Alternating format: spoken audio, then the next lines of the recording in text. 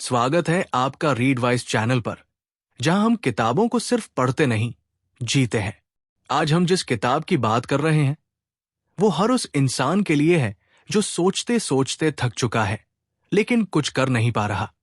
क्या आपने कभी ऐसा महसूस किया है कि आप दिन भर सोचते रहते हैं लेकिन करते कुछ नहीं? आपने सपने देखे हैं, योजनाएं बनाई हैं, लेकिन हर बार कुछ न कुछ सोचते सोचते ही रुक जाते हैं? अगर हाँ, तो आज की ये किताब आपकी जिंदगी बदल सकती है। आज हम बात करने वाले हैं उस किताब की जो आपको कम सोचने और ज्यादा करने की ताकत देती है, think less, do more. Peter Hollins की ये किताब बताती है कि कैसे बहाने, डर और ओवर थिंकिंग को पीछे छोड़कर आप कर्म के रास्ते पर चल सकते हैं। अगर आप बार बार प्लान तो बनाते हैं लेकिन शुरुआत नहीं कर पाते, तो आज का ये वीडियो आपकी सोच की दिशा ही बदल देगा। वीडियो को अंत तक जरूर देखिए, क्योंकि हर सेक्शन में छुपा है एक ऐसा विचार जो आपके जीवन की दिशा बदल सकता है। चलिए शुरू करते हैं। कम सोचो, ज्यादा करो। इस किताब की शुरुआत एक बुनियादी लेकिन बेहद शक्तिशाली समस्या के साथ होती है, जो लगभग हर इंसान की जिंदगी में कहीं न कहीं मौजूद होती है, अत्यधिक सोच, जिसे हम ओवरथिंकिंग कहते हैं। पीटर हॉलिंस बताते हैं कि सोचने की ये प्रवृत्ति अक्सर हमें उस काम को करने से रोक देती है जो हम वास्तव में करना चाहते हैं। और जब हम लगातार सोचते रहते हैं लेकिन कोई ठोस कदम नहीं उठाते, तो नतीजा होता है रुकावट, पछतावा और आत्मसंदेह।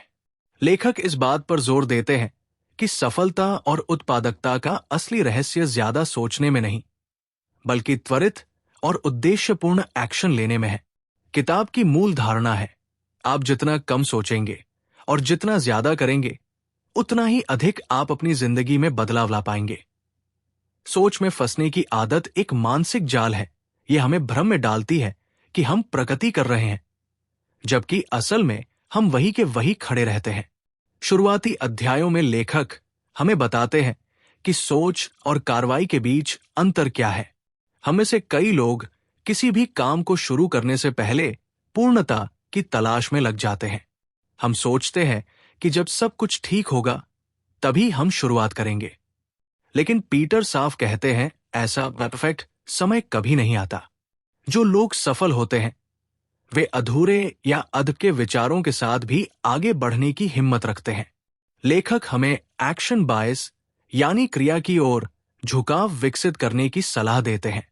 ये मानसिक अवस्था हमें ये सिखाती है कि जब कोई विचार मन में आए तो उस पर सोचने के बजाय छोटा सा ही सही पर एक ठोस कदम तुरंत उठाना चाहिए। ये कदम चाहे कितना भी असमाप्त क्यों न हो, वो आपको सोच की कैद से बाहर निकाल देता है और आपको गति में रखता है। हॉलिंस एक बेहद उपयोगी उदाहरण देते हैं।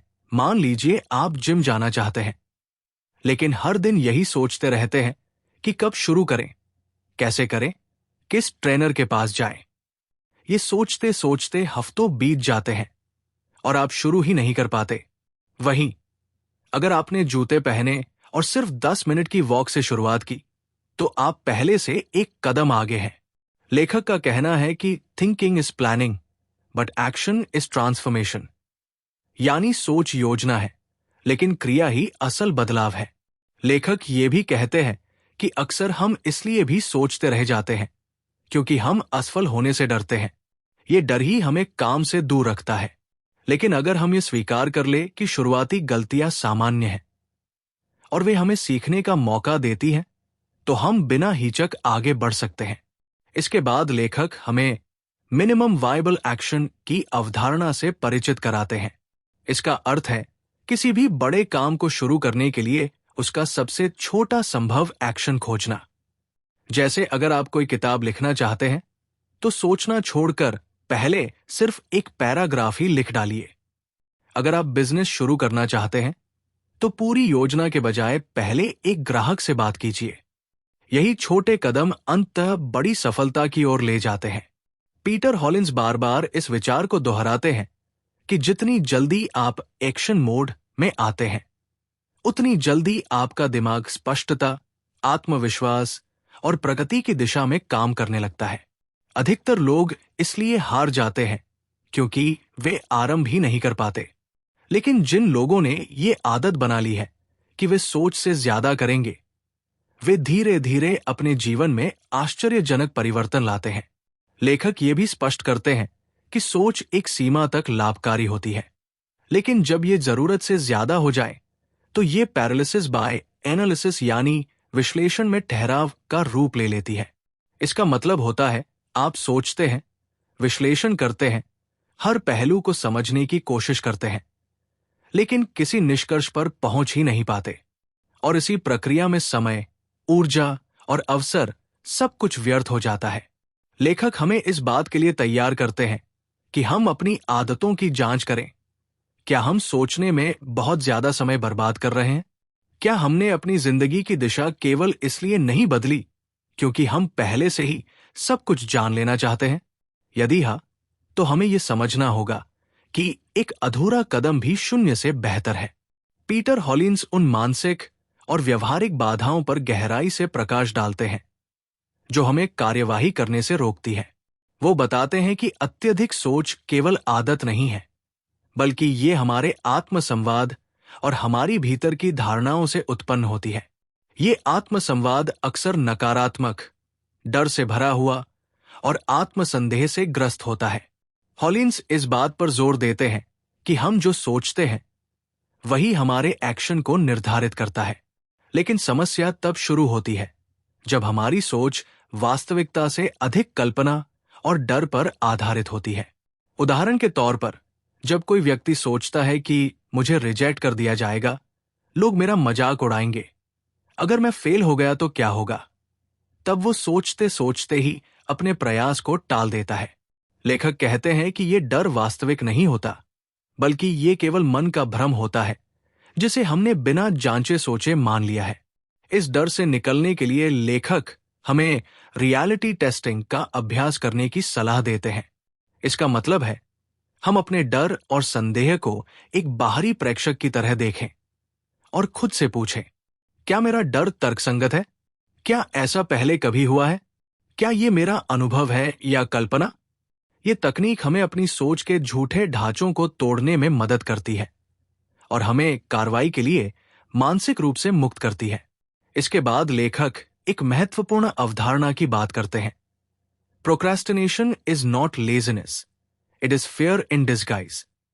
यानी काम टालने की आदत वास्तव में आलस्य नहीं, बल्कि एक छुपा हुआ डर है। हम अक्सर काम इसलिए नहीं करते क्योंकि हम उस काम से जुड़ी किसी असुविधा या परिणाम से बचना चाहते हैं। ये डर चाहे असफलता का हो, आलोचना का हो या अपूर्णता का, उसकी जड़ में एक ही बात छुपी होती है, नतीजों पर जरूरत से ज्यादा सोच। लेखक हमें यह भी बताते हैं कि कार्यवाही की राह में एक और बड़ी बाधा है, परिणाम पर अत्यधिक फोकस करना। जब हम किसी भी कार्य को करते हैं और उसका ध्यान सिर्फ नतीजों पर रखते हैं, तो हम दबाव में आ जाते हैं। हम सोचते हैं कि अगर नतीजा वैसा नहीं आया जैसा हमने सोचा था, तो सब व्यर्थ हो गया।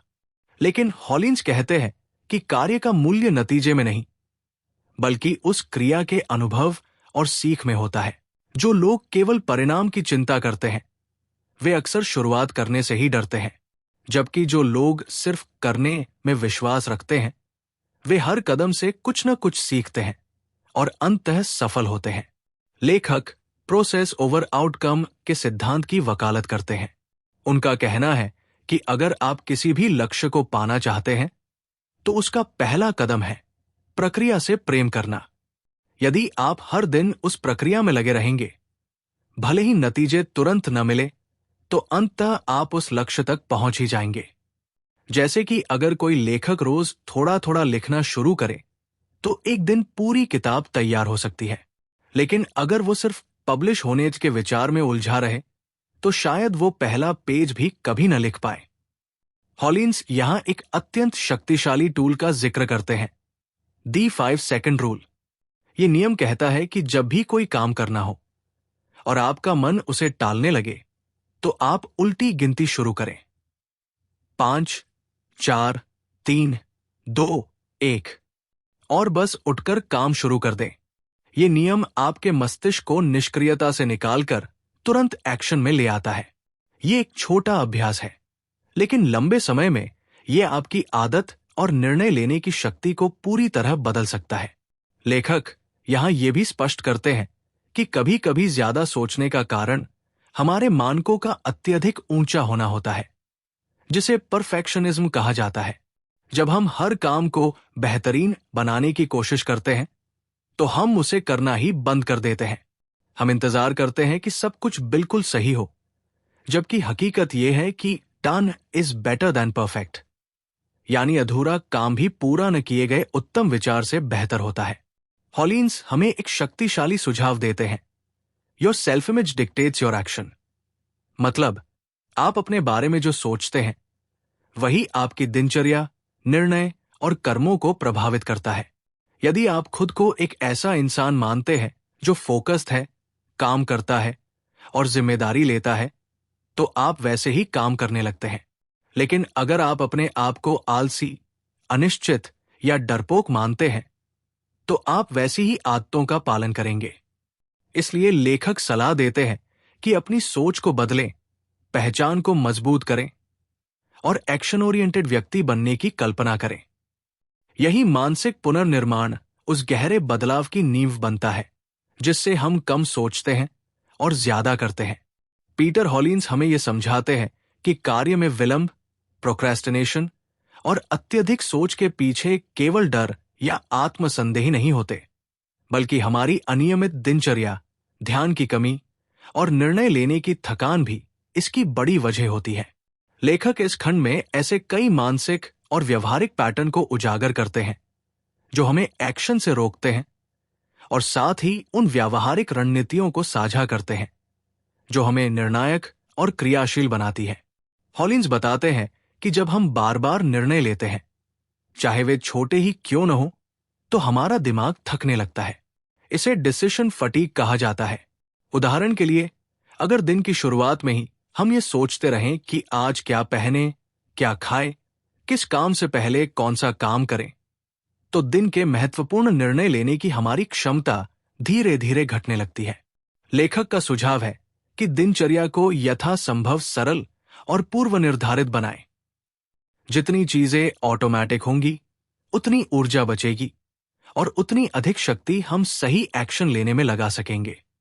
इसके साथ ही वो एक्टिवेशन एनर्जी की अवधारणा प्रस्तुत करते हैं। ये वो न्यूनतम मानसिक या शारीरिक प्रयास है जो किसी भी कार्य को शुरू करने के लिए आवश्यक होता है। उदाहरण के तौर पर, जिम जाने का सबसे मुश्किल हिस्सा जिम जाना नहीं, बल्कि कपड़े पहनना और बाहर निकलना होता है। यदि हम इस आरंभिक बाधा को पहचान लें और उसे छोटा कर दें, तो कार्य करना काफी सरल हो जाता है। हॉलिन्स का सुझाव है कि हर बड़े लक्ष्य के लिए एक लो रेजिस्टेंस स्टार्टिंग पॉइंट तैयार करें। ऐसा एक आसान कदम जिससे काम की शुरुआत सहजता से हो सके। लेखक इम्प्लीमेंटेशन इंटेंशंस नामक एक महत्वपूर्ण तकनीक साझा करते हैं। ये तकनीक कहती है कि यदि आप किसी कार्य को वास्तव में करना चाहते हैं, तो आप केवल ये न सोचें कि मुझे ये करना है, बल्कि पहले से ये तय करें कि मैं इस समय, इस स्थान पर ये काम करूंगा। उदाहरण के लिए, मैं कल सुबह 7 बजे उठकर 20 मिनट की वॉक करूंगा। ये निश्चय आपके मस्तिष्क को स्पष्टता देता है और आपको जिम्मेदार बनाता है। इसके साथ ही लेखक हमें एनवायरनमेंट डिजाइन की शक्ति का एहसास कराते हैं। हमारा बाहरी वातावरण हमारे व्यवहार को अत्यधिक प्रभावित करता है। यदि हमारा वातावरण व्याकुलता से भरा है, जैसे मोबाइल नोटिफिकेशन, बिखरा हुआ कमरा, सोशल मीडिया खुला हुआ, तो चाहे हमारी मंशा कितनी भी प्रबल क्यों न हो, हमारा ध्यान भटकेगा ही। हॉलिन्स का सुझाव है कि हम अपने वातावरण को इस तरह डिजाइन करें कि वो एक्शन को आमंत्रित करे। जैसे पढ़ाई करने के लिए एक साफ डेस्क, मोबाइल से दूर रहना, नोटिफिकेशन बंद करना और काम शुरू करने से पहले हर ध्यान भटकाने वाली चीज को हटा देना। लेखक एक और व्यवहारिक पैटर्न की चर्चा करते हैं, हैबिट लूप्स। वो कहते हैं कि हर आदत 3 हिस्सों से बनी होती है: संकेत, क्यू, क्रिया, रूटीन और इनाम, रिवॉर्ड। अगर हम अपनी आदतों को समझें और उनमें बदलाव करें, तो हम अपनी गतिविधियों पर नियंत्रण पा सकते हैं। उदाहरण के लिए, अगर हर बार जब आप तनाव महसूस करते हैं और आप फोन उठाकर स्क्रॉल करना शुरू कर देते हैं, तो उस सिग्नल को पहचानिए और क्रिया बदल दीजिए। जैसे फोन के बजाय 5 गहरी सांसें लेना। धीरे धीरे वही नया पैटर्न एक आदत बन सकता है। इसके अलावा हॉलिन्स इस बात पर जोर देते हैं कि आत्मानुशासन केवल इच्छा शक्ति से नहीं आता, बल्कि सिस्टम और ट्रैकिंग से आता है। वो हमें ये सलाह देते हैं कि हम अपने लक्ष्यों को मापने योग्य बनाएं। एक डायरी या ऐप में ये दर्ज करें कि आपने क्या किया, कितना किया, कब किया। जब आप किसी काम को ट्रैक करने लगते हैं, तो उसका आत्म जवाबदेही, सेल्फ अकाउंटेबिलिटी बढ़ता है और उसे न करने पर भीतर से असंतोष महसूस होता है, जो आपको दोबारा कार्रवाई के लिए प्रेरित करता है। इसके साथ ही लेखक हमें एक महत्वपूर्ण संदेश देते हैं कि किसी भी बदलाव के लिए आत्मकरुणा, सेल्फ कंपैशन भी उतनी ही आवश्यक है जितनी आत्मानुशासन। जब हम कोई काम नहीं कर पाते, तो अक्सर खुद को दोषी ठहराने लगते हैं। लेकिन हॉलिन्स कहते हैं कि इस दोष का भाव केवल हमारी ऊर्जा को खत्म करता है। इसके बजाय यदि हम खुद से कहें, ठीक है, आज नहीं हुआ, पर मैं फिर से शुरू कर सकता हूं, तो ये दृष्टिकोण हमें और भी अधिक प्रेरित करता है। आत्मकरुणा हमें टूटने से बचाती है और निरंतरता बनाए रखती है। हमारे क्रियाशील या निष्क्रिय होने के पीछे कई सूक्ष्म मानसिक और व्यवहारिक प्रक्रियाएं काम करती है। यदि हम उन्हें पहचान लें और उनके अनुसार अपने निर्णय, वातावरण और आदतों को रूपांतरित करें, तो हम कम सोचने वाले और अधिक करने वाले व्यक्ति बन सकते हैं। पुस्तक में पीटर हॉलिन्स उस स्तर पर आते हैं जहां करने की आदत को केवल एक मानसिक स्थिति के रूप में नहीं, बल्कि जीवन की कार्यशैली के रूप में विकसित किया जाता है। अब तक हम ये समझ चुके हैं कि सोच कम करना और एक्शन ज्यादा करना क्यों जरूरी है।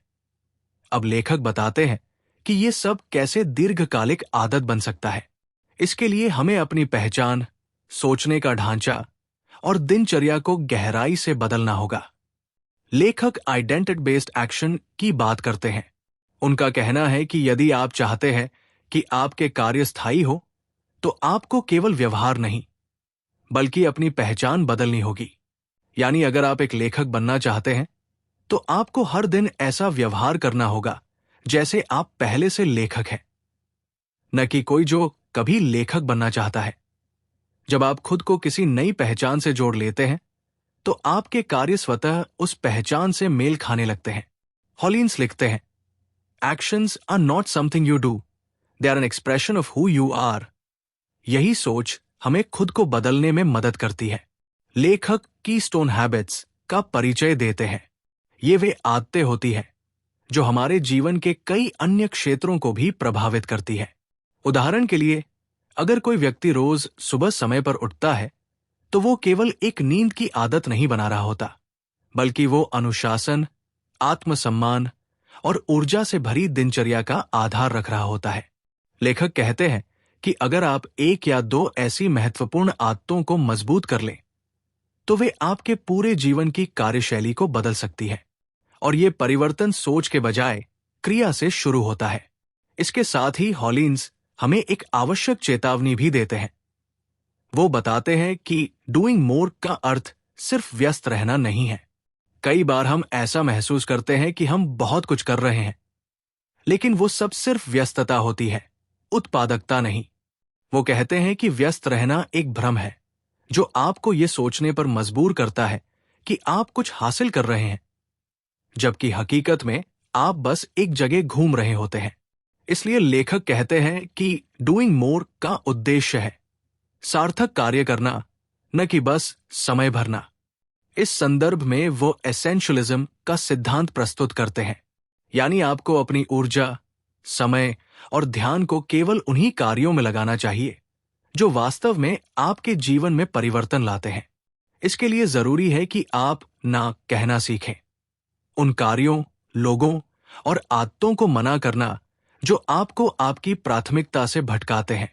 हॉलिन्स कहते हैं कि every yes is a no to something else, यानी जब आप किसी चीज के लिए हाँ कहते हैं, तो आप किसी और महत्वपूर्ण चीज से इनकार कर रहे होते हैं। इसलिए विवेकपूर्ण चयन करना ही असली उत्पादकता है। लेखक टाइम ब्लॉकिंग तकनीक की चर्चा करते हैं, जो कार्यों को प्राथमिकता देने और ध्यान केंद्रित करने की एक प्रभावी रणनीति है। इसका आशय है कि आप अपने दिन के हर हिस्से को किसी निश्चित कार्य के लिए पहले से निर्धारित कर लें। यह केवल एक टू डू लिस्ट नहीं है, बल्कि ये एक संरचित प्रणाली है जहां आप प्रत्येक घंटे का उद्देश्य तय करते हैं। इससे आपको स्वतः ही फोकस, सीमाएं और स्पष्टता मिलती है।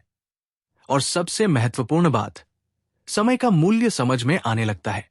हॉलिन्स ये भी समझाते हैं कि एक्शन ओरिएंटेड जीवन शैली का निर्माण तभी संभव है जब हम कंसिस्टेंसी ओवर इंटेंसिटी के सिद्धांत को अपनाएं।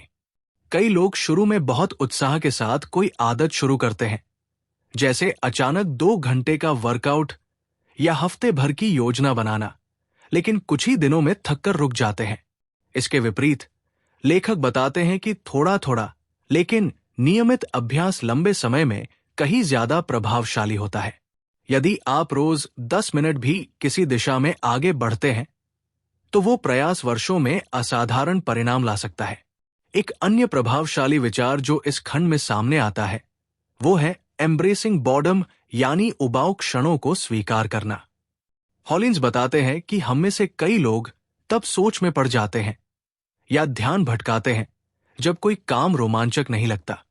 लेकिन कोई भी सार्थक काम, जैसे किताब लिखना, शरीर बनाना, व्यवसाय चलाना, उसमें उबाऊ क्षण अवश्य आते हैं। वो कहते हैं कि अगर आप उबाऊ क्षणों में भी काम करते रहना सीख जाएं, तो आप वास्तव में अनुशासित और दीर्घकालिक सफल व्यक्ति बन सकते हैं।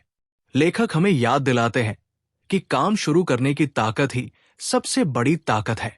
आप यदि बार बार खुद को प्रेरित करने की कोशिश कर रहे हैं, तो शायद आपको प्रेरणा नहीं, बल्कि एक सिस्टम की जरूरत है, एक ऐसा ढांचा जिसमें सोचना कम हो और करना अधिक। क्योंकि आदतें तभी बनती हैं जब कार्य स्वतः स्फूर्त बन जाए, और उसके लिए जरूरी है कि हम अपने आसपास का वातावरण, दिनचर्या, सोच और पहचान को उस अनुरूप ढालें। पीटर हॉलिन्स हमें इस पूरे सिद्धांत का सार प्रस्तुत करते हैं, एक ऐसा सार जो न केवल प्रेरणादायक है, बल्कि व्यावहारिक रूप से जिंदगी में लागू किया जा सकता है। अपने आप को ऐसा व्यक्ति बनाइए जो सोचने से पहले करने में विश्वास करता है, और ये पहचान तब बनती है जब हम अपने आंतरिक और बाहरी जीवन को उसी अनुरूप व्यवस्थित करते हैं। एक तरह से क्रियाशील जीवन शैली की परिपक्वता को दर्शाता है, जिसमें व्यक्ति अब केवल निर्णय नहीं ले रहा, बल्कि उन्हें पूरे आत्मविश्वास और स्थिरता से निभा भी रहा है। लेखक सबसे पहले ये स्पष्ट करते हैं कि डूइंग मोर की ये आदत कोई तात्कालिक सुधार नहीं है, बल्कि ये धीमी, स्थिर और सचेत रूप से निर्मित एक प्रक्रिया है। ये ऐसी प्रक्रिया है जिसमें हम खुद को बार बार नए माइंडसेट में प्रशिक्षित करते हैं। हॉलिन्स बताते हैं कि कोई भी इंसान हमेशा प्रेरित नहीं रह सकता, लेकिन अगर उसके पास सही वातावरण, स्पष्ट प्राथमिकताएं और मजबूत आदतें हैं, तो वो बिना प्रेरणा के भी आगे बढ़ सकता है। लेखक हमें ये सिखाते हैं कि किस प्रकार डेलिबरेट प्रैक्टिस, यानी सोच समझकर उद्देश्यपूर्ण अभ्यास को जीवन में शामिल किया जाए। चाहे आप कोई कौशल सीख रहे हों, कोई आदत विकसित कर रहे हों, या अपने व्यवहार में परिवर्तन ला रहे हों, अगर आप नियमित रूप से और पूरी जागरूकता के साथ अभ्यास करते हैं, तो आपकी दक्षता और आत्मविश्वास दोनों तेजी से बढ़ते हैं। ये अभ्यास केवल करने तक सीमित नहीं होता, बल्कि हर बार करने के तरीके को बेहतर बनाने की भी कोशिश करता है। इसके बाद लेखक एक गहरे मनोवैज्ञानिक सिद्धांत पर चर्चा करते हैं, कॉग्निटिव डिसोनेंस। जब हमारे कार्य और हमारे विश्वास या पहचान के बीच विरोध होता है, तो भीतर एक बेचैनी उत्पन्न होती है। उदाहरण के लिए, यदि आप खुद को ईमानदार मानते हैं, लेकिन किसी स्थिति में झूठ बोलते हैं, तो आपके भीतर तनाव पैदा होता है। हॉलिन्स इस सिद्धांत का उपयोग ये बताने के लिए करते हैं कि आप किस तरह एक्शन की मदद से अपनी पहचान बदल सकते हैं। यदि आप बार बार सकारात्मक कार्य करते हैं, भले ही शुरू में वह आपकी पहचान न हो, तो धीरे धीरे आपका मस्तिष्क उस व्यवहार के अनुरूप सोचने लगता है, और आप सचमुच उस व्यक्ति में बदलने लगते हैं जिसकी आप कल्पना करते हैं। हॉलिन्स ये भी बताते हैं कि सार्थक कार्य वही होते हैं जो भीतर से प्रेरित हों, यानी इंट्रिंसिक मोटिवेशन। जब आप किसी काम को केवल बाहरी इनाम, सराहना या सामाजिक मान्यता के लिए करते हैं तो वो प्रेरणा अस्थायी होती है। लेकिन जब आप उसी कार्य को अपनी आत्मसंतुष्टि, निजी उद्देश्य या विकास के लिए करते हैं तो वो प्रेरणा दीर्घकालिक होती है। इसीलिए यदि आप कम सोचकर अधिक करना चाहते हैं तो ये जानना आवश्यक है कि आप क्यों कर रहे हैं। जब क्यों स्पष्ट होता है तो कैसे अपने आप स्पष्ट होने लगता है। इसके साथ ही लेखक इस बात पर जोर देते हैं कि ज्यादा करना या बेहतर बनना हमेशा किसी संघर्ष की तरह महसूस नहीं होना चाहिए। कभी कभी छोटे छोटे बदलाव, सरल प्रक्रियाएं और आत्मावलोकन ही सबसे बड़ा परिवर्तन लाते हैं। लेखक सलाह देते हैं कि सप्ताह में एक दिन कुछ समय निकालकर अपने कार्यों, भावनाओं और प्रगति का मूल्यांकन करें। खुद से ये पूछें, क्या मैंने इस सप्ताह कुछ सार्थक किया?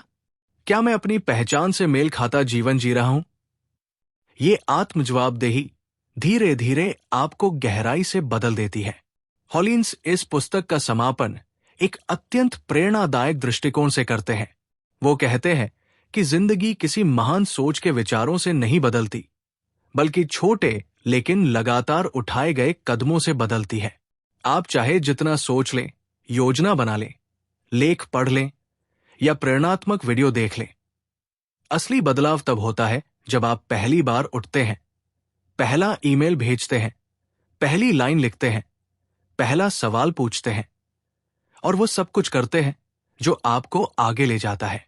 लेखक की दृष्टि में जो व्यक्ति कम सोचता है और अधिक करता है वो केवल अपने लक्ष्यों को नहीं पाता, बल्कि वो अपने मन की जेल से मुक्त होकर एक स्वतंत्र, रचनात्मक और सशक्त जीवन जीने लगता है।